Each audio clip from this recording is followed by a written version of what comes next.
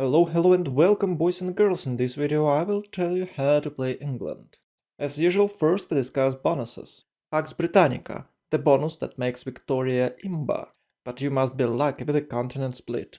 Each time you found your first city on continent other than your home continent, receive a free melee unit and trade road capacity. Constructing Royal Navy Dockyard grants you the strongest naval unit you can build. Gain the Redcoat unique unit when the military science technology is researched. Lighthouse grants +1 Great Admiral points per turn. Starting from the beginning, extra tradeout can extremely boost your tempo early in the game. It's always nice to have extra units from Royal Navy Dockyard. But on practice you still have to build galley or two before finishing unique district. I'm not a huge fan of melee units in Civ game. Even though Redcoat is extremely strong unit, it's still hard to deal damage with it. I've seen a lot of pro players trying to make a Redcoat push and usually it's not working against experienced opponents. Workshop of the World. Iron and coal mines accumulate 2 more resources per turn. This is massive boost. This helps you with industrialization late in the game or with a swordsman defense or even offense with the knights in early and mid game.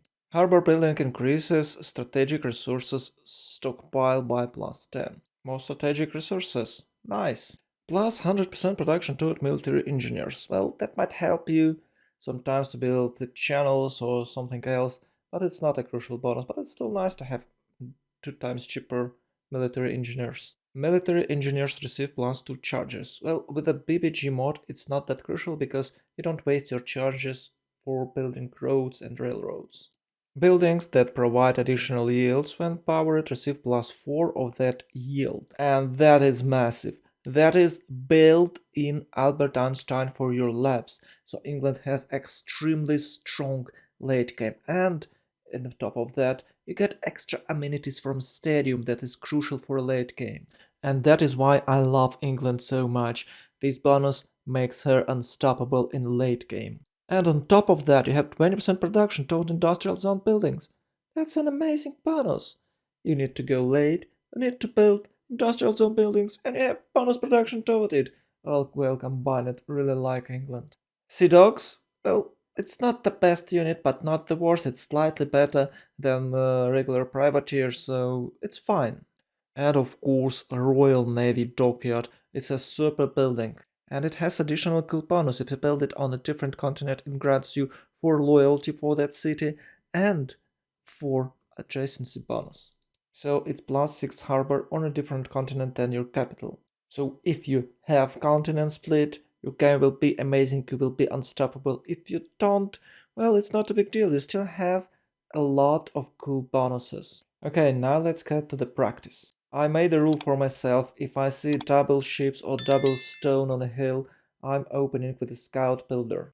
In fact, it's a standard opening for naval nations. This opening allows you to rush 3 settlers before the early empire, before turn 24. We have a really nice second city with the fresh water and, in most cases, useless pearls. But it allows us to use urban planning policy card. As you can see, after improvement, this town has 2-1-1-1 yields. So that extra production we got from policy card makes it 2-2-1-1 tile. And we got extra production in our capital.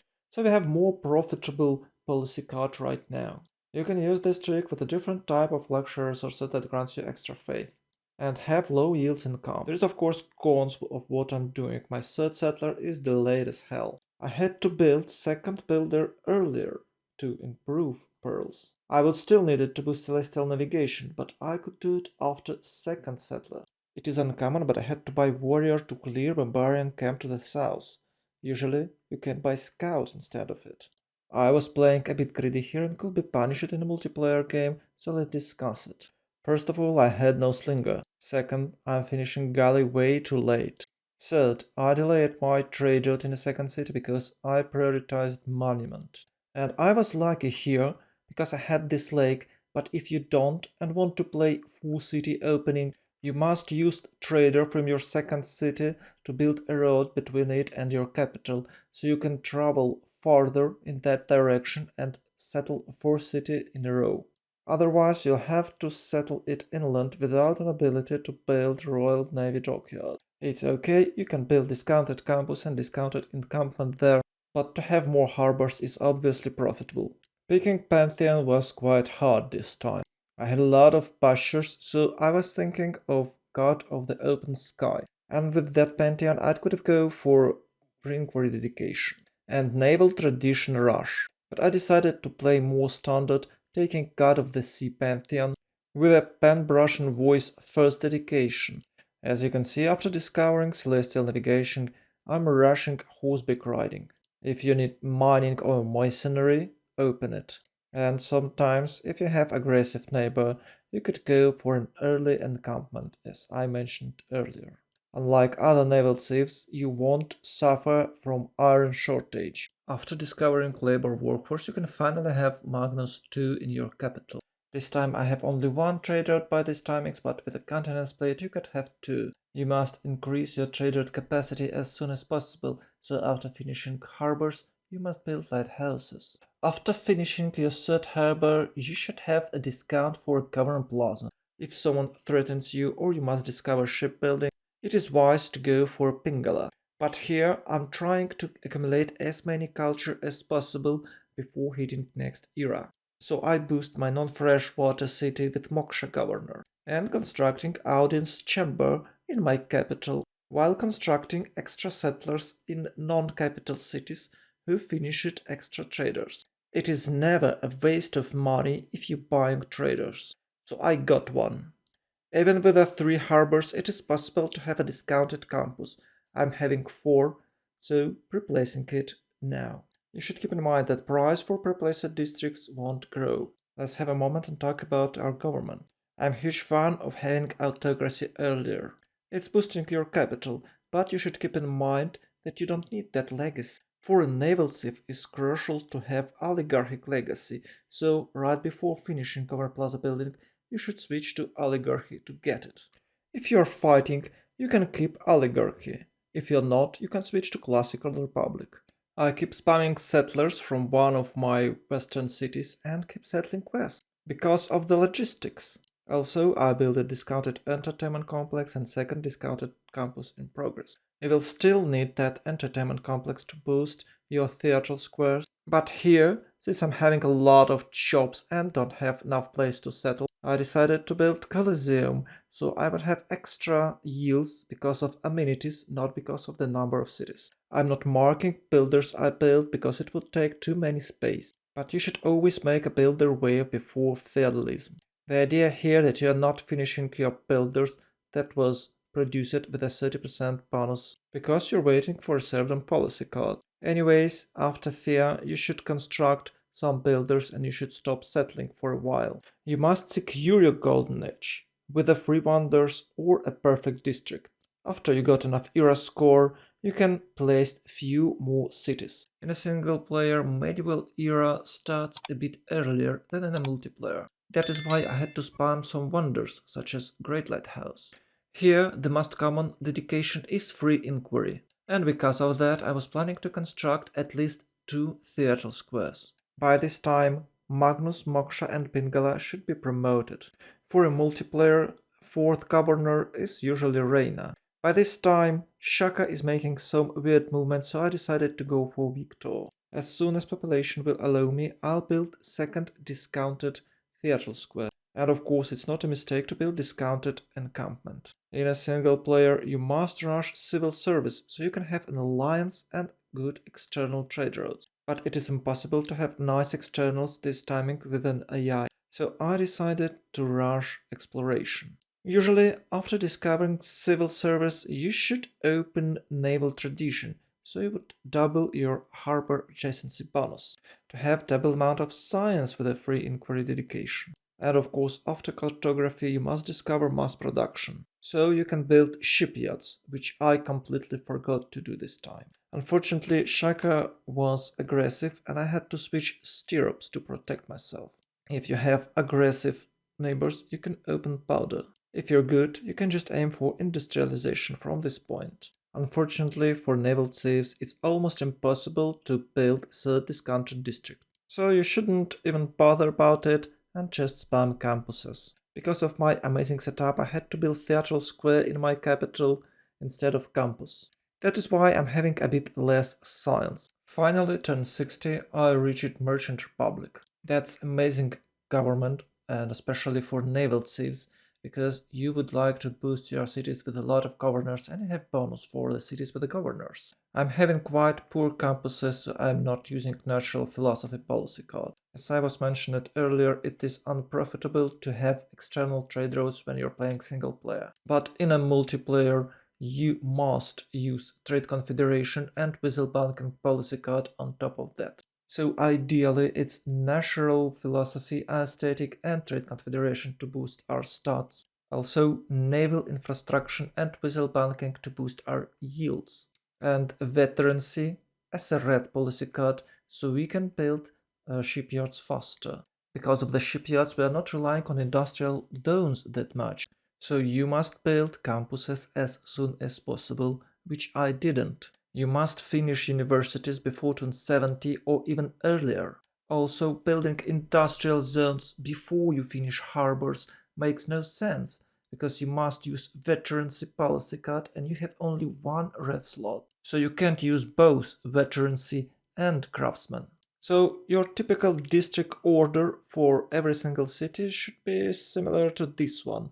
Opening with the harbors, followed by campus, so it has science and culture early on. To follow this simple build order, some players prefer to go double monumentality. And if you don't need any other districts at this moment, you can go for industrial zone. But usually third slot taken by different districts like theatrical square, encampments, deep-lock water. So 7 pop city strategy is quite good for naval thieves who can spam a lot of cities, like Dido does. But I prefer 13 pop city strategy. That is why I value Victoria over Dido. And that is why I allowed myself to build extra districts in the core cities. Turn 74, I finally settled 2 more cities on 2 different continents, so I can finally have 2 extra trade routes. And of course, with the help of those cities, I can finally trade externals with Germany and France. I made a cultural alliance with France to lower its loyalty pressure. And of course, research alliance with Germany. Germany can build an extra district, which is why it's preferable trade partner. Unfortunately, before harbors will be built, I must deal with loyalty pressure. Colonial office, governors and praetorian policy card should help us with that. Because of my poor location and low AI activities, I don't have enough amenities for my cities. That is why natural history is crucial civic. We can finally build a zoo. And of course, as an England and trading naval sea, we should aim for economics, so we can build stock exchanges and Big Ben. I was able to reach chemistry turn 95. As you can see, I haven't discovered steel yet and it's a risky gameplay. But I really want to complete our late game goals, which are construct labs, broadcast centers and stadium. All these buildings powered by electricity and will give us way more than for other thieves, especially stadiums, which will produce extra 2 amenities while they are powered. Turn 102, I got democracy, boosting my science as hard as I can, and probably I could even get amenity bonus with a liberalism and a New Deal policy card. Our next target is globalization, so we can boost our science even harder. I'm aiming for scientific victory this time, so we'll target all scientific victory texts. While we're discovering nuclear fission, all our neighbors having a religious war. Turn 107, I finally discovered professional sports. I couldn't wait any longer, so I just bought that stadium immediately. Easy extra 3 amenities and even 4 with a policy card. Endgame is quite standard when you are playing against AIs. I was just spamming campus projects in all cities who have finished spaceports. With an amazing English stadium, I can use communism, and it worked this time. Mostly because of International Space Station. And I had to use Democratic Legacy to keep my trade roads bonuses. By the way, it is a good idea to boost your single city with all your available trade roads. For me, it was Manchester, with a level 4 Magnus and about 500 production in it. Optimization imperative is our last civic target. With this one, we can use digital democracy government type, which will boost our city projects by 30%. With this tier 4 government type, I can use all the policy cards I ever need to achieve scientific victory. And just after a few turns of shift entering, we've reached Alpha Centauri. That's it, boys and girls. I'm grateful for your attention and support. Please don't forget to subscribe, leave a comment below, like this video and share it. As a sacrifice to YouTube algorithms. If you haven't watched it yet, you might check how to play Rome and how to play Khmer videos, so you can master the different gameplay styles. And if you have just started playing Civ, you can check Beginner's Guide. Sending you positive vibes, much love, have a nice day.